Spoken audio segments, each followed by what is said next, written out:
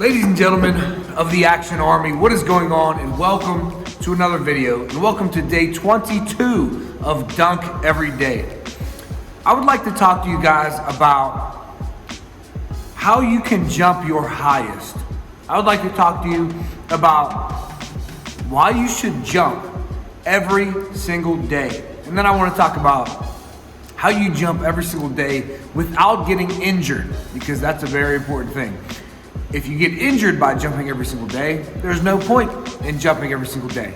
So I want to talk about turning yourself into a jumper. So let's think about two of the athletes that we know that are two of the highest jumpers in the world. We have Isaiah Rivera and we have Jordan Kilganon. Hold on, let me spit my gum out. I ain't gonna do this whole talk chewing gum. We have Isaiah Rivera and we have Jordan Kilganon, both of which said that they jumped every single day, and that was the most important thing that they did to improve their ability to jump as high as they jump right now. So they both do strength training. They both have strength training programs. So they both lift weights and work out. But both of them have been quoted saying multiple times, I just jumped and jumped and jumped every single day when I was a kid.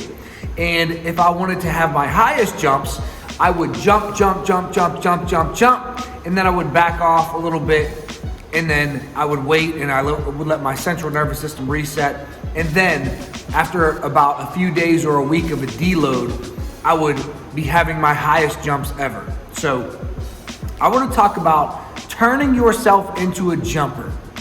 If you are not a jumper right now, one thing that you can do to turn yourself into a high flyer, turn yourself into a jumper, is to jump every single day. Now, I know there's strings attached when it comes with this, and I'll talk about how you avoid injuries very soon. But if you are to jump every single day, what you're doing, since jumping is a skill, jumping is literally a neural pathway in your brain. When you jump, you are sending the signals from your muscles through your central nervous system to your brain, telling your brain that we want to jump. And as you jump and jump and jump and jump and jump, you are firing the signals to your brain. Your central nervous system is telling your brain over and over and over and over and over to solidify the motor pattern of jumping.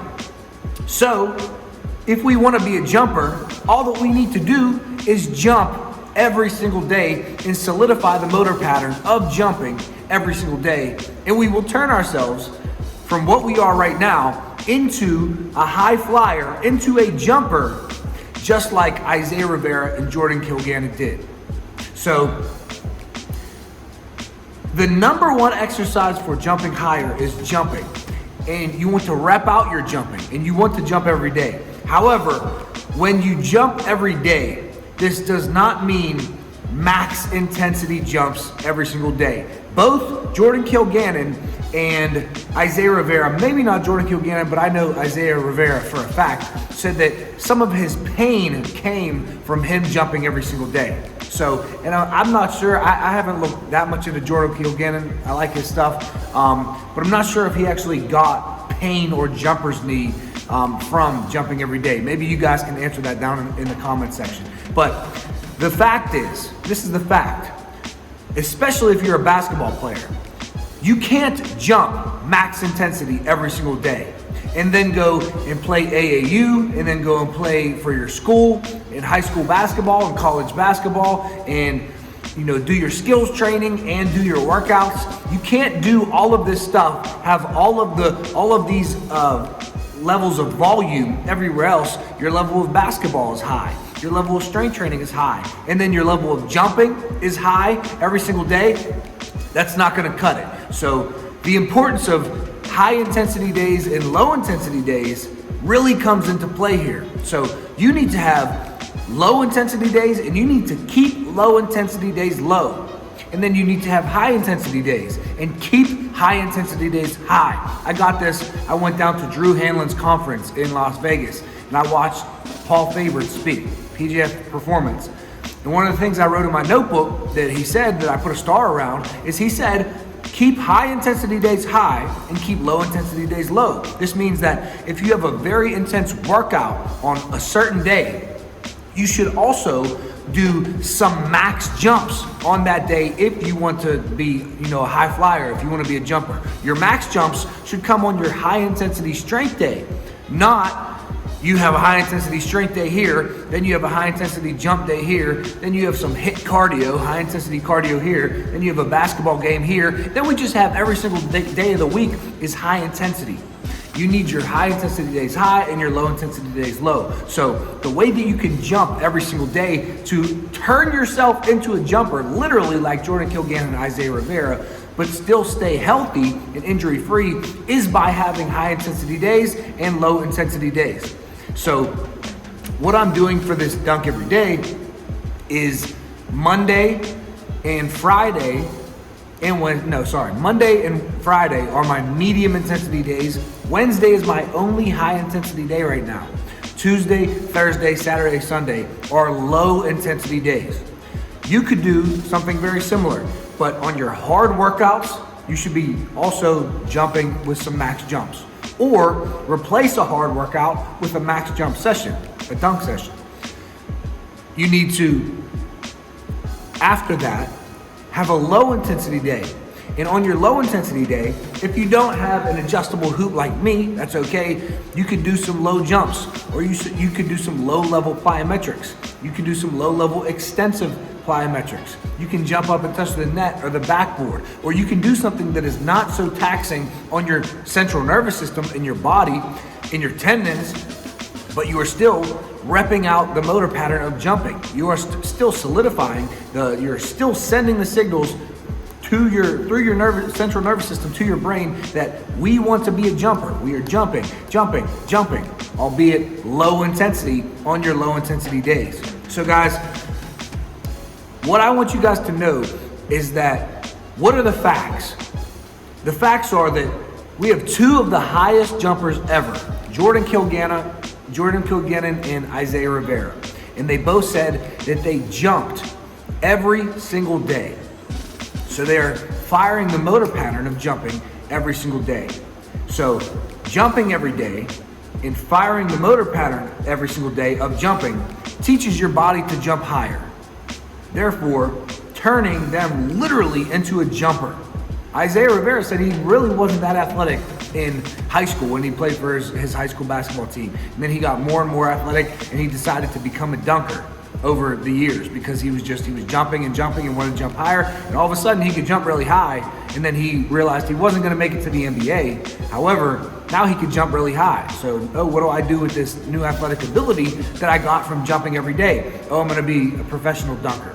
So, but then he got knee pain, and then he met up with John Evans, and they rehabbed his knees, and now they're keeping him injury free for the most part, while still taking his vert up to like 51 inches to what it is right now.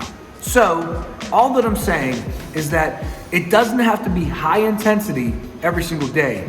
You could do your low level plyos. You can do jump rope on low intensity days, but you should be firing the motor pattern of jumping every single day because it is a skill, it is a motor pattern, and you solidify that motor pattern by wrapping myelin around the skill circuits, we're not gonna even get into that, every single day. So that's all I wanna say for today. Turn yourself into a jumper. Jump every day, but be smart about it. Don't do max intensity every day. Do high intensity days and low intensity days like PGF Performance told us to. Let's learn from some of the brightest minds out there. Let's learn from some of the highest jumpers out there. Let's take what the highest jumpers had to say, and then let's also put it with what the GOAT PGF has to say. High intensity days and low intensity days, and let's turn ourselves into some jumpers. But anyways, I have dunk every day, day 22. Speaking of low intensity days, that is what today is. So I'm gonna go ahead and dunk for my low intensity day. So let's get it. Yeah, I'm watching the rise, and I wouldn't say I'm shocked cause I'm hardly surprised. This one's for the ride. This one's for who knew I'd make it, just needed some time. This one's for my wife. Could've left 1,000 times just so by my side. This one's for the grind. I knew it would happen, just had the strength in my mind. I'm foreigner in the sport, but I'm fully devoted. I don't take it for granted that the door's been open. I knew I was different, I knew I was chosen. A breadwinner, but I'm soft-spoken. Authentic like a 5950 and there's no cap. Let's have a toast to that. Let's have a toast. Alright guys, so a couple of things that I thought of as I was dunking that I just want to say to finish out this video, because these 4 things can also be of value to you if you do intend to jump every single day or do your own version of it. So I wanted to read off my jump volume every single week. So listen to this. Every single week I have 312 low intensity jumps. Every single week I have 48 medium intensity jumps, and then every single week I have between 24 and 48 high intensity jumps per week. So low intensity for me means between 8 feet and 9 feet on my low rim. Medium intensity means between 9 feet and 9.6, and then high intensity means 9.6 and above. So right now, because of my ankle, I'm only at 9.8 and we're going slowly, but as I go up to 9.9, 9.10, 9.11, and then 10 feet, and even above 10 feet, because I can get my rim all the way to 10.8. So I'm gonna eventually be dunking on 10.8 on this hoop, but you have to take a look at your jump volume every single week. So notice that I only have 24 to 48 max intensity jumps per week. Everything else is low intensity jumps and medium intensity jumps. So what you want to do is keep, the volume of your low intensity jumps and your medium intensity jumps pretty constant from week to week. And then as you feel okay to do so, start to add in some max jumps and do a little bit more and more jump volume with your max jumps every single week. So you might add 5 extra max jumps per week, and then that'll compound on itself from week to week. The next thing I want to say is that if you play basketball, if you play a lot of basketball, let's say you play basketball on a certain day.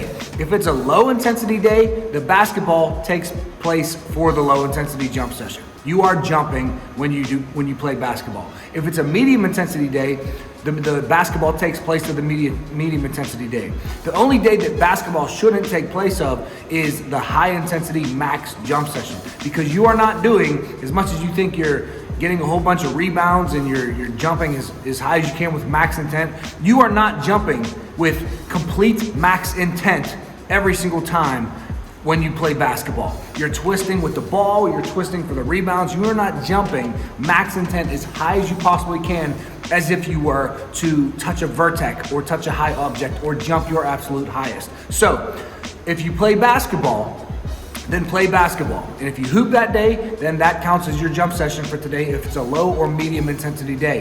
If it's a high intensity day, you still have to do max jumps. You can't just play basketball and just expect that to be your max jump session and expect your vertical to shoot up if you've been playing basketball your whole life and your vert isn't high right now. You have to add in the max jumps. So that's the second thing that I want to say. The third thing that I wanted to say is that if you have knee pain, you need to add in isometrics. And you should be doing isometrics 2 to 3 times per day with at least 6 hours in between your sessions. And when you do them, you need to do 3 sets of 45 seconds. And then you need to wait 6 hours, do another 3 sets of 45 seconds. Wait another 6 hours, 3 sets of 45 seconds. If you have patellar tendon pain, like jumper's knee, right that's below your kneecap, you need to do either Spanish squats or wall sits or a leg extension isometric. If you have quadriceps tendon pain, which is right above the kneecap, then you need to do a reverse Nordic isometric for 3 sets of 45 seconds with 6 hours in between sessions, 2 to 3 times per day. So for a lot of you who have questions about this, here's how you map it out. You wake up at 6 a.m. and it doesn't have to be this, but I'm just gonna show you how you can do it 6 hours apart. You wake up, you do your isometrics, 3 sets of 45 seconds of, we'll say, a Spanish squat at 6 a.m. We'll say 6.5 hours later, just to be safe, it will be 12:30 p.m. you do another 3 sets of 45 seconds of Spanish squats. Or you can even mix and match your isometrics. You can, if you have both, if you don't know where your pain is, you can do Spanish squats, and then you can also do a reverse Nordic isometric at 12:30. And you do 3 sets of 45 seconds. Then we got 1:30, 2:30, 3:30, 4:30, 5:30, 6:30. We'll make it safe. We'll give it another half hour. So 7 p.m., you do your last set of 3 sets of 45 seconds of whatever isometric you are going to do. And that leaves plenty of time for you to get over 8 hours of sleep. So that's what I wanted to say. And if you're jumping every day and you find that you have knee pain, you need to back off. You don't want to spike your load too quickly. So back off, add in these isometrics, and then slowly ramp up your jump volume from ground zero and ramp up your jump volume. Then last thing that I want to say is that if you have an important game coming up, let's say you're a basketball player and you're jumping every day, you might want to deload for a few days before that playoff game or that championship game. So if you're jumping every day and you feel like you are getting a little bit fatigued, or even not, you will see your highest jumps if you back off a little bit before you have that special occasion like a showcase or a tournament or a playoff game or a championship game. So guys, this is all I wanted to say for today. Turn yourself into a jumper by jumping every day, but do it smart. You cannot do max intensity jumps every single day. It will eventually catch up with you, and you will eventually get some sort of overuse injury. You have to be smart and keep your high intensity days high, your medium intensity days at medium intensity, and your low intensity days low to refresh your central nervous system on those low intensity days. But anyways, this is Dunk Every Day, day 22. I'll see you guys in tomorrow's video. Peace. Yeah, I'm watching the rise, and I wouldn't say I'm shocked, cause I'm hardly surprised. This one's for the ride, this one's for who knew I'd make it, just needed some time. This one's for my wife, could've left 1,000 times just about my side.